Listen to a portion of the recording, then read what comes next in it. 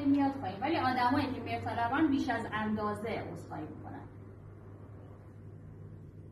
توانایی نگفتن. آدمای مرتلب توی نگفتن خیلی ضعیفن. ریشه اعتیاد افرادی که درباره وابستگی و مرتلبی دارن، یکی از ریشه‌هاش تو نگفتنه. نتونسته از همون بچگی نتونسته تو جمع دوستاش بهش تعارف کردن. حالا ممکنه یه سری کنجکاوی مصرف کنن، ولی مثلا برفرض یه آدمی بوده اصلا میترسیده.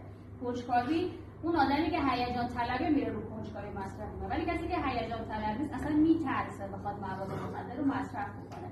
ولی چون این آدمی بوده که درباره آدم مرتلبی بوده، درباره رهاشدگی داشته، تو نگفتن ضعیفه. چون دوستان گفتن نتونسته نبگه. گفته من اگر نبگم دیگه دوستان توی این اکیپی که خودشون هستن منو راه نمیدن.